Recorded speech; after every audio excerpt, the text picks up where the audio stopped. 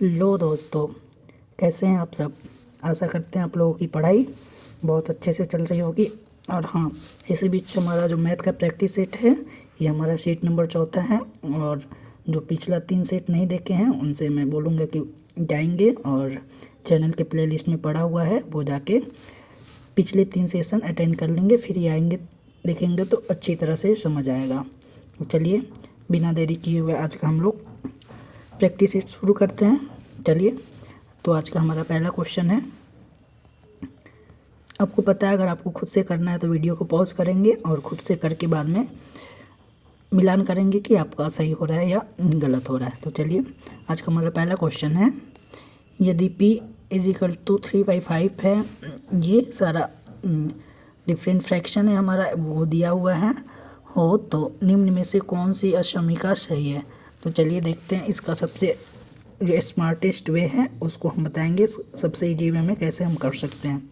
तो चलिए, हमारा p = क्या दिया है, 3/5 दिया है, और q = क्या दिया है, 7/9 दिया है, और r क्या दिया है हमारा, 5/7 है। तो चलिए पहले जान लेते हैं हम क्या करेंगे। इसमें हम लोग क्रॉस मल्टीप्लिकेशन मेथड का यूज करके हम दोनों फ्रैक्शन का मान देखेंगे कि कौन बड़ा है। तो p और q में सबसे पहले देख लेंगे, तो हम क्रॉस मल्टीप्लिकेशन करेंगे 3/5 और हमारा 7/9 में ऐसे क्रॉस मल्टीप्लाई करेंगे तो ये क्या हो जाएगा, 9 त्रिका 27 और 7 पच्चे 35। यानी p और q में बड़ा कौन है, p और q में हमारा ये q फ्रैक्शन बड़ा है। तो हमको p और q में पता चल गया, ठीक, p और q का रिलेशन पता चल गया। तो q और r में देखते हैं। तो q और r में देखेंगे तो क्या हो जाएगा, हमारा q = दिया है 7/9 है, और जो r है हमारा वो 5/7 है। और इसका क्रॉस मल्टीप्लिकेशन करेंगे तो हमारा क्या निकल रहा है, हमारा 7 × 7 = 49 निकल रहा है, और 9 × 5 = 45 निकल रहा है, ठीक। यानी कि सबसे बड़ा हो जाएगा हमारा p जो है q से छोटा है, और यहाँ पे भी q हमारा r से बड़ा है, यानी सबसे बड़ा हमारा फ्रैक्शन क्या हो जाएगा, हमारा q सबसे बड़ा हो जाएगा। अब हम देखेंगे r और p में, r और p में देख लेंगे। r p में देखेंगे तो 3/5 है और 5/7 है, तो 7 त्रिका 21 ये हो जाएगा, और 50 25, यानी r से भी बड़ा हमारा p है। यानी हमारा रिलेशन क्या हो जाएगा, सबसे छोटा हमारा r हो जाएगा, उससे बड़ा हमारा सबसे छोटा हमारा क्या है, r है, उसके बाद है हमारा p, उससे बड़ा p है, ये सॉरी यहाँ पे हमारा ये हमारा p है, और ये r है, ये r है हमारा, और ये हमारा p है। तो सबसे छोटा हो जाएगा हमारा p, सबसे छोटा हमारा p हो जाएगा, उससे बड़ा r है, और सबसे बड़ा क्या हमारा q है। करेक्ट रिलेशन क्या हो जाएगा, हमारा ऑप्शन c हो जाएगा। तो क्या करना है, सबसे पहले आपको दो फ्रैक्शन में क्रॉस मल्टीप्लिकेशन करके चेक कर लेना है, और जो सबसे बड़ा होएगा फिर उसको अगले में चेक करके आपको पता करना कि सबसे बड़ा फ्रैक्शन कौन सा है। चलिए नेक्स्ट क्वेश्चन है हमारा, क्वेश्चन नंबर 27 है। यदि 7n + 9, ये हमारा बड़े का साइन है, इज ग्रेटर देन का साइन है, ग्रेटर देन 100 हो, और n एक पूर्णांक हो, तो n का सबसे छोटा संभावित मान क्या है। तो चलिए देखते हैं, हमारा क्वेश्चन है 7n + 9 इज ग्रेटर देन 100 हो, तो n का सबसे हमारा छोटा मान निकालना है। अगर n, if n is any integer, ठीक, इंटीजर है, ध्यान रखना है। तो हमारा 7n = क्या हो जाएगा, = नहीं हो जाएगा, ये ग्रेटर देन इधर जाएगा तो हमारा माइनस हो जाएगा, यानी 100 में से 9 माइनस हो जाएगा तो क्या हो जाएगा, हमारा 91 हो जाएगा। और n = क्या हो जाएगा हमारा, n should be greater than 13, n should be greater than 13, n का मान क्या हो जाएगा 13। तो क्या होगा, अगर देखिए सबसे छोटा मान पूछ रहा है ना, अगर n की जगह पे हम 13 रखते हैं तो क्या होएगा, देखिए 13 × 7 ये 7n + 9 should be greater than 100, ठीक है। अगर n की जगह पे 13 रखते हैं तो 13 × 7 91 + 9, ये दोनों तो 100 के बराबर आ रहा है, ये बट हमारा साइन क्या दिया है, ये ग्रेटर देन।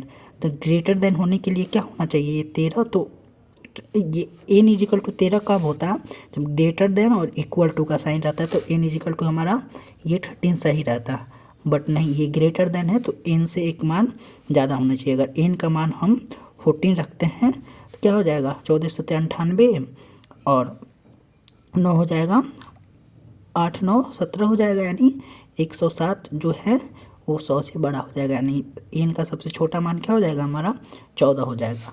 अगर यहाँ पे ग्रेटर देन और इक्वल का मान दिया रहता तो हमारा 13 होता, बट सिर्फ हमारा ग्रेटर का साइन दिया हुआ है तो इसलिए हमारा n का सबसे छोटा मान क्या हो जाएगा हमारा 13 ना होके 14 होएगा, यानी करेक्ट आंसर क्या हो जाएगा हमारा ऑप्शन सी हो जाएगा। चलिए नेक्स्ट क्वेश्चन है आज का हमारा, एक रेलगाड़ी ये 36 किलोमीटर प्रति घंटा की गति से चलकर एक खंभे को 25 सेकेंड में पार कर लेती है, तदनुसार उस गाड़ी की लंबाई कितनी है। चलिए आपको लेंथ ऑफ ट्रेन ज्ञात करना है। चलिए और आपको खुद से करना है तो वीडियो को पॉज करेंगे और खुद से करने की कोशिश करेंगे। नहीं तो चलिए देखते हैं। सबसे पहले हम देखेंगे हमारा जो टाइम है वो सेकेंड में दिया है, बट हमारा जो स्पीड है ये किलोमीटर प्रति घंटा में दिया है। तो इसको भी हम दोनों का यूनिट हम सेम करेंगे। तो हमारा जो स्पीड दिया हुआ है कितना है, 36 किलोमीटर पर आवर है। तो इसको मीटर पर सेकेंड में चेंज कर लेते हैं। मीटर पर सेकेंड में चेंज करने के लिए आपको पता है 5/18 से हम मल्टीप्लाई कर देते हैं, तो ये हमारा मीटर पर सेकेंड में आ जाता है, यानी 18 दूना 36, यानी हमारा क्या हो जाएगा स्पीड 10 मीटर पर सेकेंड आ जाएगा। चूँकि एक खंबे को पार करती है 25 सेकेंड में, तो क्या होता है, मान लीजिए ये पोल है, पोल को ये रेलगाड़ी मान लेते हैं, ठीक, ये पार करती है। तो यहाँ पे जो पोल होता है इसका जो लेंथ होता है हम 0 एज्यूम करके चलते हैं, 0 मीटर एज्यूम करके चलते हैं, यानी जो 25 सेकेंड में ये पोल को जो पार करेगी ये खुद की लंबाई को पार करेगी। ये 25 सेकेंड जो होएगा वो हमारा ये जो ट्रेन होगी वो खुद को पार करेगी, यानी तो ट्रेन का लेंथ क्या हो जाएगा, तो लेंथ इजिकल टू हमारा क्या हो जाता है स्पीड इनटू टाइम हो जाएगा हमारा। यहाँ पे स्पीड 10 मीटर पर सेकेंड है, ठीक, और हमारा टाइम है 25 सेकेंड। ये सेकेंड से सेकेंड कट जाएगा, यानी 250 मीटर। लेंथ ऑफ ट्रेन क्या हो जाएगा हमारा 250 मीटर हो जाएगा, यानी करेक्ट आंसर क्या हो जाएगा हमारा ऑप्शन ए हो जाएगा। चलिए नेक्स्ट क्वेश्चन देखते हैं। नेक्स्ट क्वेश्चन है हमारा क्वेश्चन नंबर 29। चलिए सबसे पहले क्वेश्चन को पढ़ते हैं। 3 नलियाँ, यानी हमारा टैप की यहाँ पे बात हुआ है, ठीक, 3 नालियाँ हैं ए, बी और सी, अकेले कार्यशील होकर एक कुंड को क्रमशः 10, 12 और 15 घंटों में भर सकती है। तदनुसार यदि तीनों नलियाँ एक साथ खोल दी जाए तो वह कुंड कितने समय में भर जाएगा। चलिए टाइम एंड वर्क का है, इजी है, सबसे इजी वे में हम आपको बताएंगे यहाँ पे। चलिए अगर आपको खुद से करना है तो वीडियो को पॉज करेंगे और खुद से करने की कोशिश करेंगे। चलिए हमारा क्वेश्चन नंबर 29 है।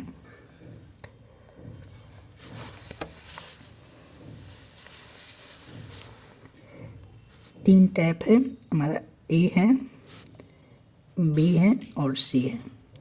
कितने कितने घंटे में बढ़ती है, ये 10 घंटे में, ये 12 घंटे में और 15 घंटे में। आपको पता है हमारा जो कैपेसिटी है, टोटल कैपेसिटी निकालने के लिए क्या करते हैं, तीनों का हम एलसीएम ले लेते हैं। चलिए तीनों का एलसीएम क्या हो जाएगा हमारा 60 हो जाएगा, तीनों का एलसीएम 60 हो जाएगा। और इसका एफिशिएंसी निकालने के लिए हम इसको इससे डिवाइड कर देते हैं, ठीक, इसको डिवाइड कर देते हैं। देन एक एफिशिएंसी क्या हो जाएगा,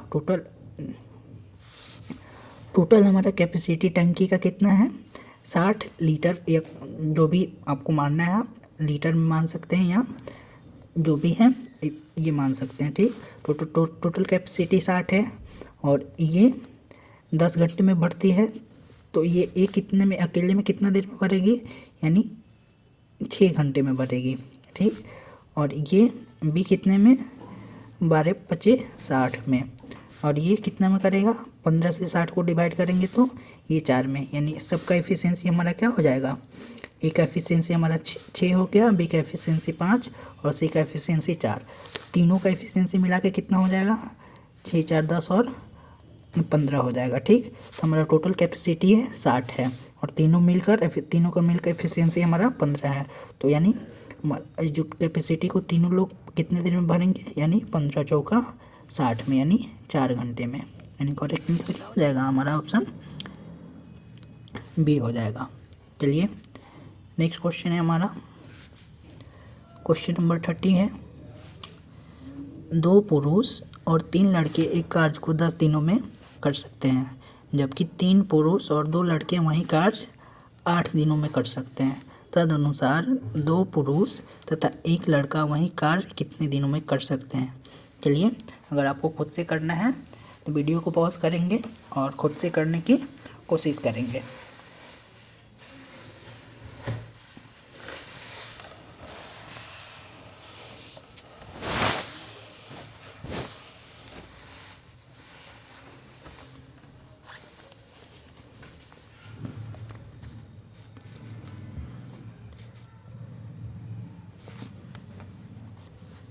चलिए देखते हैं, सॉल्व करते हैं। क्वेश्चन नंबर हमारा 30 है। यहाँ पुरुष को हम P से डिनोट करते हैं, ठीक, और लड़के को हम L से ही डिनोट कर देते हैं, ठीक। तो यानी हमारा जो है, आपको पता है क्या होता है, इफ़िशियंसी और इफ़िशियंसी को जब हम टाइम में गुणा कर देते हैं तो हमारा क्या हो जाता है, हमारा वर्क हो जाता है, ठीक। ये efficiency into time equal to हमारा क्या होता है, वर्क। ये आपको पता होना चाहिए था, ठीक। पुरुष को हम P से डिनोट करते हैं यहाँ पे और लड़के को L से डिनोट करते हैं। तो हमारा 2 पुरुष है, तो 2 पुरुष यानी 2, यहाँ से पुरुष को हम P से यहाँ पे डिनोट किए हैं, तो 2 पुरुष और 3 लड़के मिलकर किसी काम को 10 दिनों में करते हैं। जो दोनों मिलके ये 10 दिन का काम हो जाएगा। और वही काम जो है 3 पुरुष यानी 3 पुरुष, ठीक, प्लस 2 लड़के उसी काम को कितने दिन में करते, 8 दिनों में करते। यानी ये दोनों टोटल काम इन दोनों का ये हो जाएगा और ये 2 पुरुष और 3 लड़के मिलकर टोटल काम कितने करते हैं, यानी दोनों काम बराबर है तो दोनों काम को हम इक्वेट कर दिए, ठीक। तो चलिए ये दोनों यहाँ से हम पुरुष और लड़के का एफिशिएंसी हम निकालेंगे, ठीक। तो चलिए देखते हैं, इसको हम काट लेते हैं, 5 से कट जाएगा और ये 4 से, दोनों तरफ हम 2 से डिवाइड कर दिए। तो चलिए इसको मल्टीप्लाई करके देखते हैं, तो ये 5 दूना 10 हो जाएगा और ये 4 3 12 पी में से इधर से हम 10 पे इधर लाएंगे तो ये माइनस में हो जाएगा हमारा, तो 10 पुरुष, ठीक। सिमिलरली यहाँ पे 3 लड़का को 5 से मल्टीप्लाई करेंगे तो हमारा 15 लड़का हो जाएगा, ठीक। 15 लड़का में से हम 4 3 12 4 दूना 8 लड़का घटा देंगे तो हमारा कितना हो जाएगा, ये 7 लड़का और 2 पुरुष। यानी लड़का और पुरुष का हमारा जो रेशियो, यानी ये हमारा एफिशिएंसी का रेशियो क्या हो गया, हमारा 2 और 7 का आ गया, ठीक। तो चलिए टोटल वर्क हम निकाल लेते हैं। टोटल वर्क क्या हो जाएगा हमारा, या तो ये 2 और 7 का जो एफिशिएंसी है इसमें वैल्यू रख दीजिए या इसमें वैल्यू रख दीजिए, हमारा कहीं से भी हमारा जो आएगा, जो टोटल वर्क आएगा वो सेम आएगा। तो चलिए इसको हम इसी में रख लेते हैं। 3, एक पुरुष का एफिशिएंसी कितना है, 7 प्लस 2, एक लड़का का एफिशिएंसी कितना है, 2। इसको हम कितने दिन में पूरा कर लेते हैं, 8 घंटे में। 8 से मल्टीप्लाई कर देंगे तो क्या हो जाएगा, 7 3 21 प्लस 2 दूना 4 इंटू 8 यानी 25 और 8 200। हमारा टोटल वर्क क्या हो जाएगा, 200 यूनिट है, ठीक। तो चलिए आपको क्या करना है कि तदनुसार 2 पुरुष तथा 1 लड़का, तो 2 पुरुष और 1 लड़का का एफिशिएंसी कितना हो जाएगा, 2 पुरुष के बराबर 2 इंटू 7 हो जाएगा और 1 लड़का का हमारा 2 हो जाएगा, यानी 7 दूना 14 और ये 16 हो जाएगा, ठीक।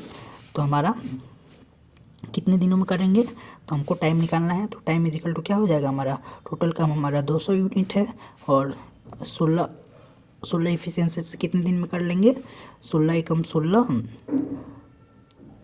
16 कम 16 और 4 बचा, यानी 16 दूना 32, 8 16 पचे 80, यानी पॉइंट में दिया है। चूँकि पॉइंट में होना नहीं चाहिए था, फ्रैक्शन में होना चाहिए, बट यहाँ पे पॉइंट में दिया हुआ है, तो हमारा क्या आंसर हो जाएगा? ऑप्शन डी हो जाएगा, 12.5 डेज।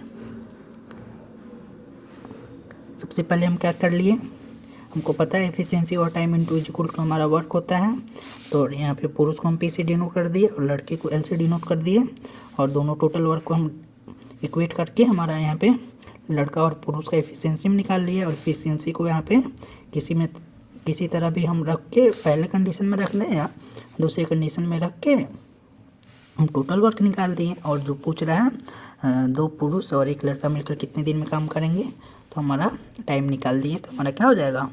ऑप्शन हमारा डी हो जाएगा। चलिए, आशा करते हैं आपको समझ आया होगा, नहीं आया होगा तो वीडियो को पीछे करके फिर से आप देख सकते हैं। चलिए, हमारा नेक्स्ट क्वेश्चन है, ये क्वेश्चन हमारा मेंसुरेशन से है। चलिए इसको सॉल्व करते हैं। चलिए, हमारा क्वेश्चन है, सबसे पहले हम क्वेश्चन देखते हैं। एक कागज़ एक आयत ABCD के आकार में है, उसमें AB 22 सेंटीमीटर तथा BC 14 सेंटीमीटर है। तदनुसार यदि उस कागज़ से BC व्यास वाला एक अर्धवृत्ताकार भाग अलग कर दिया जाए तो कागज़ का शेष क्षेत्रफल कितना सेंटीमीटर में रह जाएगा? चलिए, आपका रिमेनिंग एरिया निकालना है। तो सबसे पहले जो क्वेश्चन कह रहा है उसको आपको हम समझाने के लिए इतना बता रहे हैं, नहीं तो आपको इतना करना नहीं है, आप डायरेक्ट कर सकते थे। जैसे मान लीजिए ABCD एक आयत है, ठीक, ये हम आयत बना लेते हैं। हमारा ABCD ये हमारा आयत हो गया, जिसमें हमारा जो AB है ये 22 सेंटीमीटर है, ठीक, और BC जो है हमारा ये 14 सेंटीमीटर है, ठीक। यदि उस कागज़ से BC को व्यास लेते हुए एक अर्धवृत्त का, यहाँ पे BC को डायमीटर मान के हमको एक सेमी सर्कल बनाना है, ठीक। ये सेमी सर्कल बना दिए, तो ये हमारा डायमीटर है, तो इसका रेडियस क्या हो जाएगा? इस सेमी सर्कल का रेडियस हमारा D/2 यानी 7 हो जाएगा, ठीक। तो हमको ये रिमेनिंग एरिया क्या ज्ञात करना है? ये वाला जो एरिया है हमको इसको, ये रिमेनिंग एरिया हमको ज्ञात करना है। रिमेनिंग एरिया क्या करेंगे? इस आयत के एरिया में से हम ये सेमी सर्कल का एरिया माइनस कर देंगे। तो चलिए, सिंपली क्या हो जाएगा हमारा रिमेनिंग एरिया क्या हो जाएगा? हम आयत के क्षेत्रफल में से यानी 22 गुना 14, ये हमारा रेक्टेंगल का एरिया हो गया, और सेमी पेरीमीटर का क्या हो जाएगा? चूँकि ये हो जाएगा पाई R² 7 × 7, और सेमी पेरीमीटर है तो हम 2 से डिवाइड कर देंगे, तो हमारा ये क्या हो जाएगा? 22 × 14 माइनस 22 की जगह पे पाई का 22/7 1/2 7 × 7, ये 7 से 7 काट देंगे, और ये 11, 14 दूना 28, 14 दूना 28, और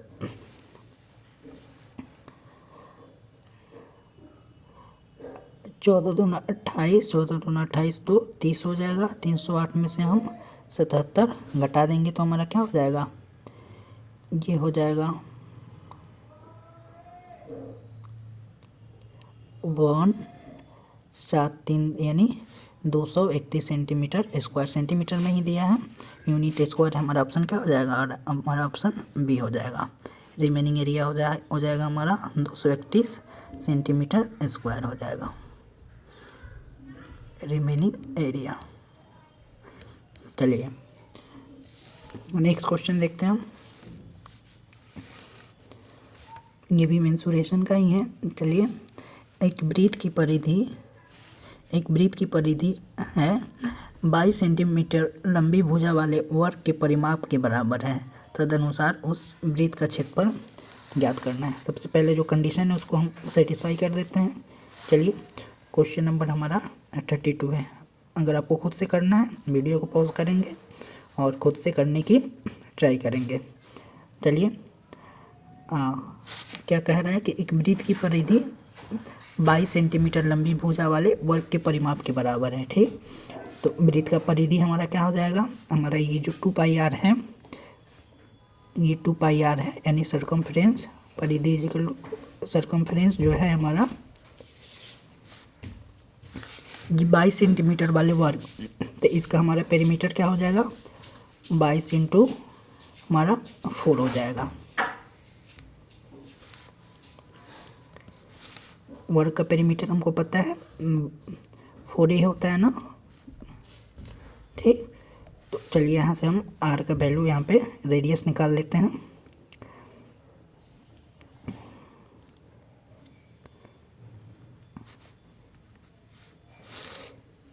हम डायरेक्ट यहाँ पे ऐसे भी लिख सकते हैं इसको 2 गुने 22/7 आर इंटू 22 इंटू 4। ये 22 से 22 हमारा कट जाएगा और ये 2 से 2 कट जाएगा, यानी आर इजिकल टू क्या हो जाएगा हमारा 14 सेंटीमीटर, ठीक। तो इस वृत्त का एरिया निकालना है हमको, तो एरिया इजिकल टू क्या हो जाता है पाई आर स्क्वायर।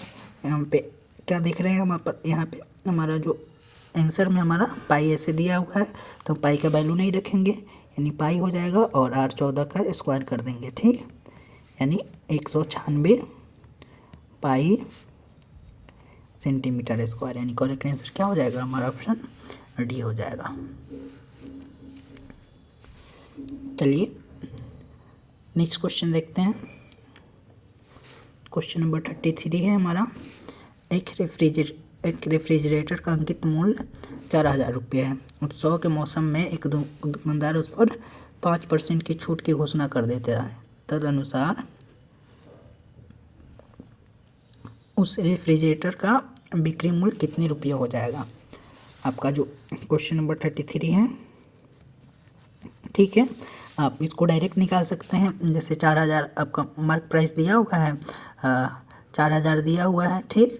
और हमारा जो डिस्काउंट परसेंट है वो क्या है 5% का है, यानी जो हमारा एसपी हो जाएगा सेलिंग प्राइस क्या हो जाएगा 4000 का 5% का छूट है, यानी 95 बाई जो बचा हमारा वो विक्रय मूल्य हो जाएगा। यानी 100 से ये 100 कट जाएगा, 0 हो जाएगा, 5 का 20 और 9 का 36, 2 38, यानी 3800 हमारा सेलिंग प्राइस हो जाएगा, डायरेक्ट हो जाएगा या ठीक। ये जो हमारा जो छूट दिया हुआ है, जो भी ऐसे प्रकार का जो आएगा, मान लीजिए हमारा एमपी जो दिया हुआ है मार्क प्राइस यानी अंकित प्राइस क्या है हमारा 4000 दिया हुआ है, ठीक। और ये हमारा डिस्काउंट परसेंट क्या दिया हुआ है 5% दिया हुआ है, ठीक। तो या तो हम इसको मार्क प्राइस यहाँ पे है, जो भी मार्क प्राइस जो होता है वो एमपी पे ही देते हैं, ठीक। ये एमपी हो जाएगा, ठीक, और ये हमारा एसपी हो जाएगा। तो 5% का मतलब क्या होता है हमारा 1/20 होता है, ठीक, 1/20 होता है। तो एमपी प्राइस पहले मार्क प्राइस 20 है और ये हमारा जो डिस्काउंट होता है एमपी पे ही होता है, तो एमपी 20 से 1 की डिस्काउंट हो गया, तो ये हमारा 19 हो गया। तो मार्क प्राइस 20 का वैल्यू हमारा कितना दिया हुआ है 4000 दिया हुआ है ना, ये कितने इसके कितना गुना है, यानी 200 गुना हुआ है ना, 20 का 200 गुना 4000 है, ठीक। तो सिमिलरली हमारा सेलिंग प्राइस पे हमारा 200 गुना हो जाएगा, यानी 19 दूना 3800। इस तरह से भी हम डायरेक्ट निकाल सकते हैं। ये मेथड का आप अप्लाई करेंगे जब लगातार सक्सेसिव डिस्काउंट क्रमशः 5%, 10%, 20% की छूट दिया रहता है, तो ये यूज कर सकते हैं। यहाँ पे कैलकुलेशन कम पड़ेगा, या डायरेक्ट ऐसे जितना भी परसेंटेज का आपको डिस्काउंट दिया है उसको माइनस कर करके आप डायरेक्ट निकाल सकते हैं। तो ऐसे क्या हो जाएगा हो जाएगा 2, या तो ये ऑप्शन यूज करके बना सकते हैं या आप डायरेक्ट इससे करके बना सकते हैं। तो हमारा करेक्ट आंसर क्या हो जाएगा हमारा ऑप्शन ए, सेलिंग प्राइस क्या हो जाएगा हमारा 3800 हो जाएगा। देखिए यहाँ पे है सिमिलरली सेम क्वेश्चन है। यहाँ पे क्वेश्चन नंबर 34 है। एक दुकानदार ने एक वस्तु पर 9% का छूट प्रस्ताव किया, किंतु उसने उसका मूल्य उसके लागत मूल्य से 25% अधिक अंकित कर दिया। तदनुसार उसके लाभ का प्रतिशत ज्ञात करना है। चलिए सबसे पहले तो क्या करना है यहाँ पे क्वेश्चन नंबर 34। अगर यहाँ पे आप जो भी हमारा जो परसेंटेज होता है प्रॉफिट परसेंट या जो भी यहाँ पे होता है वो हमारा किस पे दिया जाता है, हमारा कॉस्ट प्राइस पे दिया जाता है। प्रॉफिट किस पे होता है हमारा? कॉस्ट प्राइस पे होता है। तो मान लेते हैं हमारा ये कॉस्ट प्राइस हो जाएगा, ये हमारा मार्क प्राइस हो जाएगा और ये सेलिंग प्राइस हो जाएगा, ठीक। और अगर सीपी को हम 100 मान लेते हैं तो जो भी हमारा सेलिंग प्राइस आ जाएगा वो डायरेक्ट हमारा 100 में से माइनस कर लेंगे तो हमारा वो प्रॉफिट परसेंटेज हो जाएगा, ठीक। किंतु उसका मूल्य उसके लागत मूल्य से 25% अधिक। तो मान लेते हैं हमारा ये सीपी 100 मान लेते हैं, तो मार्क प्राइस यानी 25% अधिक करके दिया है, तो 100 का 25 यानी 25 ही हो जाएगा, यानी हमारा अंकित मूल्य क्या हो जाएगा? 125 रुपया हो जाएगा। ये कॉस्ट प्राइस हमारा 100 है तो अंकित मूल्य ये हो जाएगा। अब नाउ क्या है, ये एमपी पे हमारा 9% का छूट दिया जा रहा है, तो हमारा एसपी क्या हो जाएगा? 125 का हमारा 9% का छूट दे दिया गया है, यानी हमारा 91 पे बिकेगा। 9% का छूट दे दिया गया तो 91 पे बिकेगा, यानी 91/100 का डायरेक्ट हमारा क्या हो जाएगा? हमारा ये हो जाएगा 100 गुना करेंगे तो हमारा हो जाएगा